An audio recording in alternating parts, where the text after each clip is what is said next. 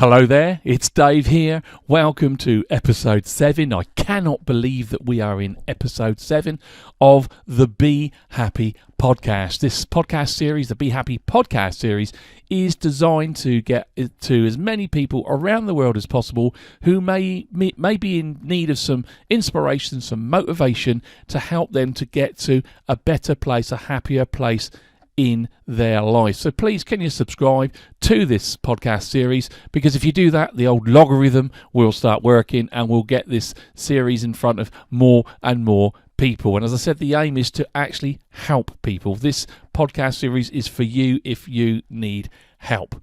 Today, I'd like to tell you a story. It's a story of MEATMAN. It's a true story. It's a cautionary tale.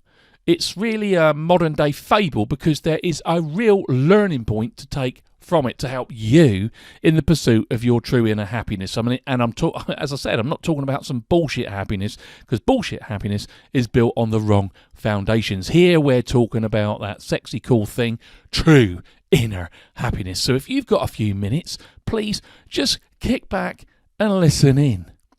Now, once upon a time, it was a good few years ago now, I was sent to manage a food store. The store was split into departments, and each of these departments was run and was managed by a supervisor. They did the ordering, they did the replenishment, the hygiene, they did everything. They did the food safety, they did the merchandising standards. And early on, I learned that the supervisor that looked after the meat section was called, believe it or not, MEATMAN. I always thought the name made him sound a bit like a caveman, MEATMAN, the caveman, MEATMAN. And he was called and introduced to everybody, new colleagues, customers, suppliers, as MEATMAN. And he even had a badge that he wore that had MEATMAN on it. Now, after working with MEATMAN for a while, I spoke to him about the name that he had in the store. His real name was Michael.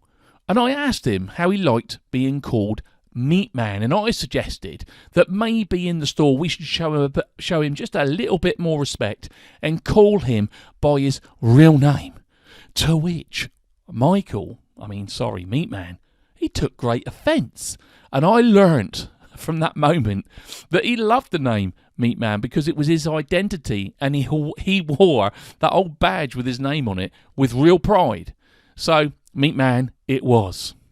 Now, MEATMAN, he was about 55 to 60 years of age. In his past job, he'd worked as a high-end estate agent, and he had a really condescending and arrogant air about him, an air that I, myself, would have only imagined, rightly or wrongly, I'm going to be upsetting a few people here, that I'd imagine, rightly or wrongly, it would be the air that a high-end estate agent would have. He kind of talked down to you, if you know what I mean. He had the air of superiority about him. I know better than you, and actually, I'm better than you as well, type of air about him.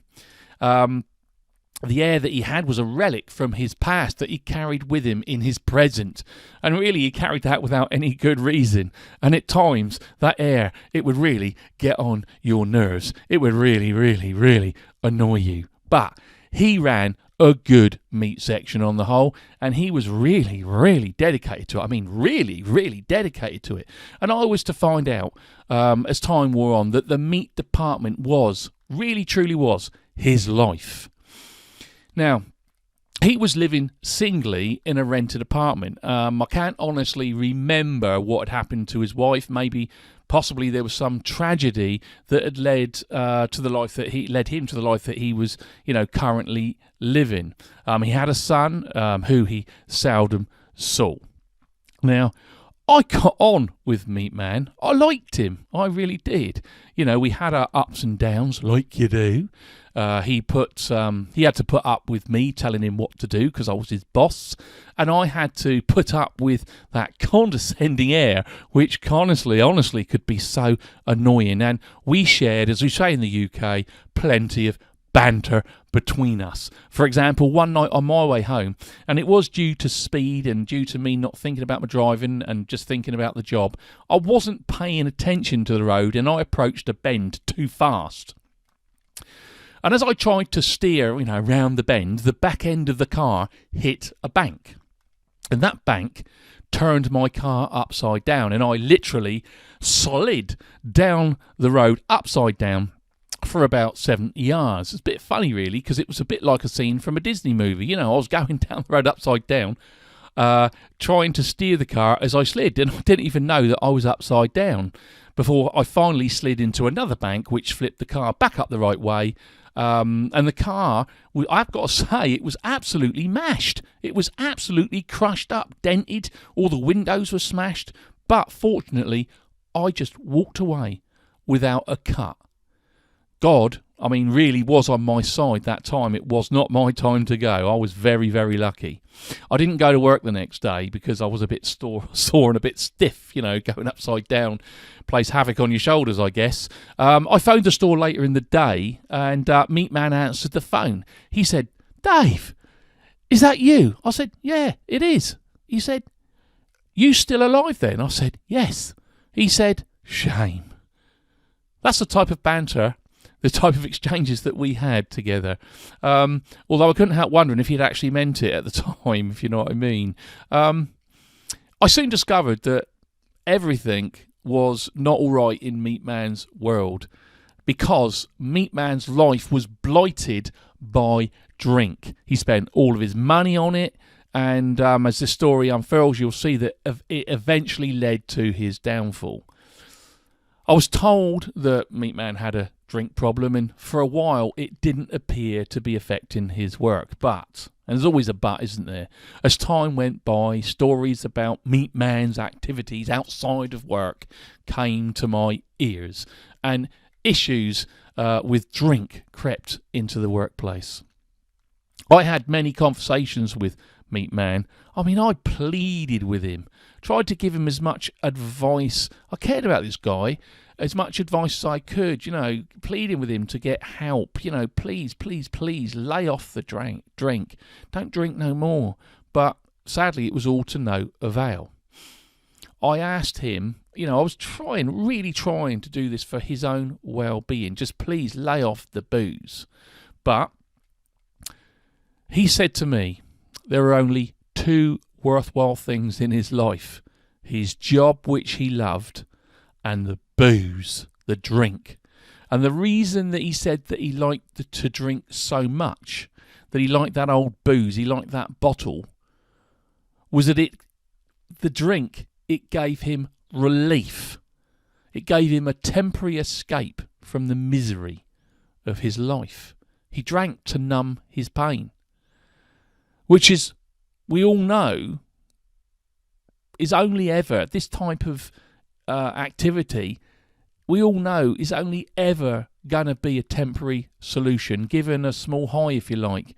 But that small high, as we know it, is always, always, always going to end in a massive low. At the end of the day, MEATMAN could or wouldn't lay off the drink. His health deteriorated, his performance at work fell away. I had to talk to him on many occasions about it. His health rapidly deteriorated. MEATMAN began experiencing funny turns and falls in and outside of work. He lost his apartment. He couldn't work because of his condition. His body was failing him. And because he lost his apartment, he was moved away from the town, from our town. He was rehoused by the state somewhere else. And we came to hear, sadly, that MEATMAN, a little further on down the line, had died, that he'd passed away. And everybody at the store was truly very sad about that. And we found out just by receiving a funeral order of service, if you know what that is. It was an order of service sent in from his son to let us know that his father had died. And on that order of service, on the back of it, it had a picture of MEATMAN, which we put on top of the cabinet in the staff canteen area. And we kind of had a bit of a smile to ourselves about it, because we thought it was quite fitting that he was sat up there, because MEATMAN had looked down on us in life, and that card sitting up there on the top shelf enabled him to carry on looking down on us, even though he had departed the planet. For me, The lesson to take from MEATMAN's story in the pursuit of happiness is not to go for cheap, easy happiness.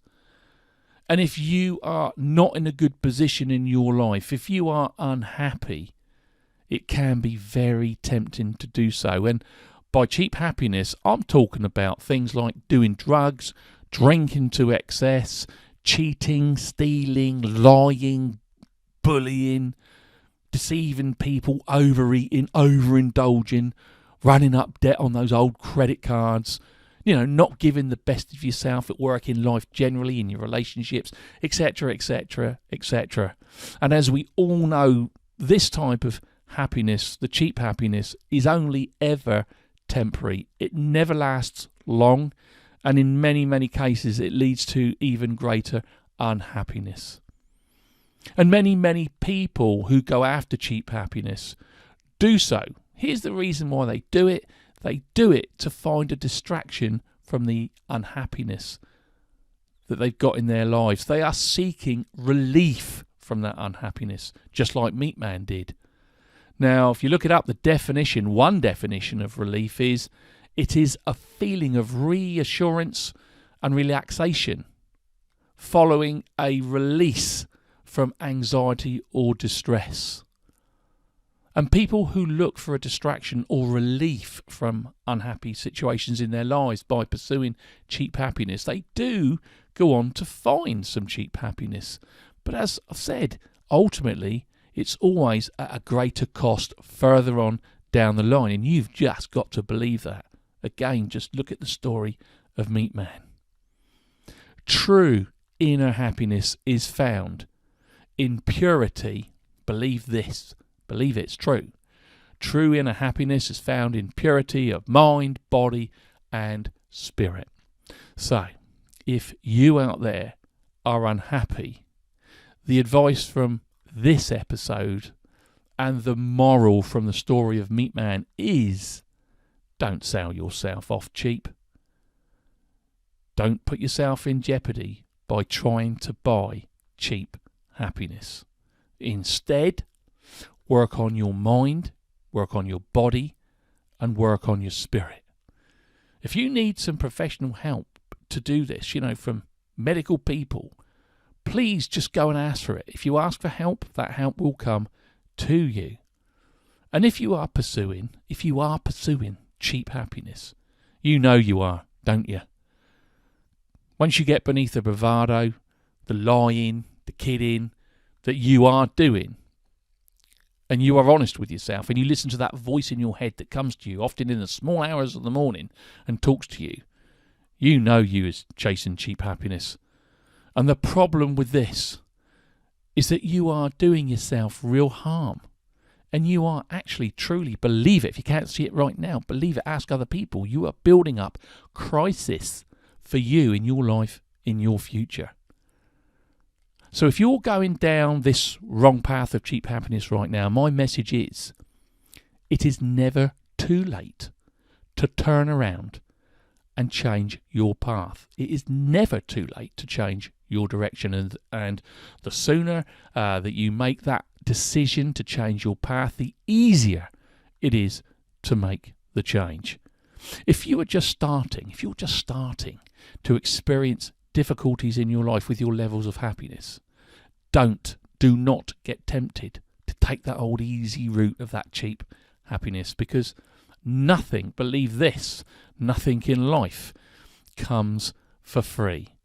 And please, please, please believe me, if you buy cheap, you will end up paying for it massively in the end, because you'll be paying for it with your soul.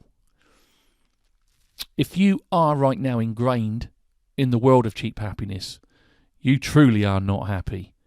And you will be. If you don't know it, you will be opening the doors of your mind to let the devil in. And once you do this, that old devil, he will run amok with you. Now, I said at the top of this episode that the story of MEATMAN was a cautionary tale. I like that guy. And his story, it means something. And we need to take the learning from it. And it's a caution that you do need to pay attention to, because your life depends on it. Your life is yours. It belongs to you. How you live it is down to you, because at the end of the day, you have the choice how you live your life. If it isn't great at the moment, make that decision to change it. It may take some courage and some tenacity and sheer will, just sheer goddamn will, to be able to do it. But believe this, you can do it. If you need help from coaches and trainers and speakers and doctors, etc., etc., it is there for you. This is the Be Happy podcast. I ain't been talking about a lot of happiness in this episode, but you got to face reality.